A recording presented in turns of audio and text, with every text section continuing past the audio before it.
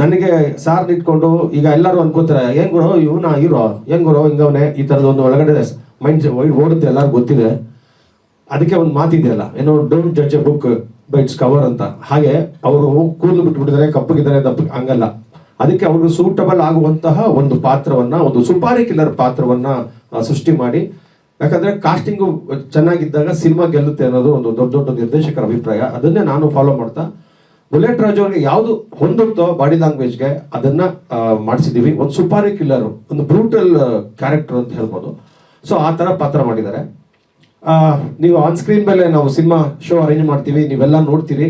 ಅವತ್ತು ನಾನು ಹೇಳ್ತಿರೋ ಮಾತು ಸುಳ್ಳಲ್ಲ ಅನ್ನೋದು ನಿಮಗೂ ಕೂಡ ಮನವರಿಕೆ ಆಗುತ್ತೆ.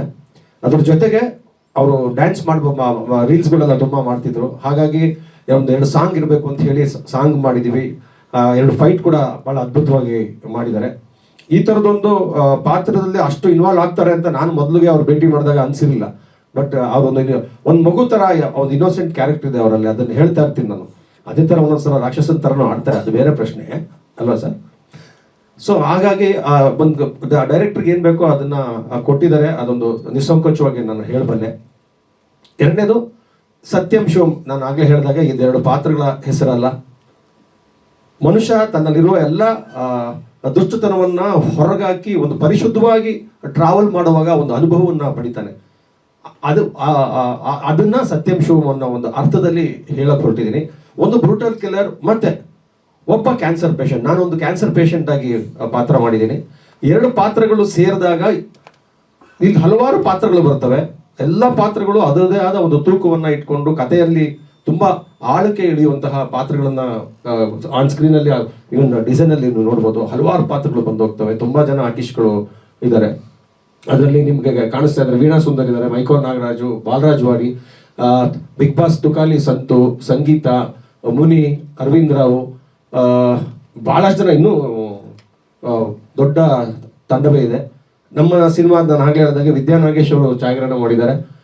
ಥ್ರಿಲ್ಲರ್ ಮಂಜು ಅವರು 2 ಫೈಟ್ ಕಂಪೋಸ್ ಮಾಡಿಕೊಟ್ಟಿದ್ದಾರೆ. ಹಾಗೆ 5 ಸ್ಟಾರ್ ಗಣೇಶ್ ಅವರು ಕೊರಿಯೋಗ್ರಫಿ ಮಾಡಿದರೆ, ವಿ ಮನೋಹರ್ ಅವರು ಮ್ಯೂಸಿಕ್ ಮಾಡಿದ್ದಾರೆ. ಇದಿಷ್ಟು ನಮ್ಮ ತಂಡ.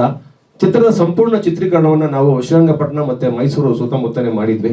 ಒಂದೇ ಸ್ಕೆಡ್ಯೂಲ್ ಅಲ್ಲಿ ವಿತೌಟ್ ಬ್ರೇಕು ನಾವು ಸಿನಿಮಾನ ಮುಗಿಸಿದ್ವಿ. ಸಿನಿಮಾ ಸೆನ್ಸರ್ ಆಗಿ UA ಸರ್ಟಿಫಿಕೇಟ್ ತಗೊಂಡಿದೆ. Clean UA certificate without any cuts. ಈಗ 2ನೇ ತಾರೀಕು ಬಿಡುಗಡೆ ಆಗ್ತಾ ಇದೆ.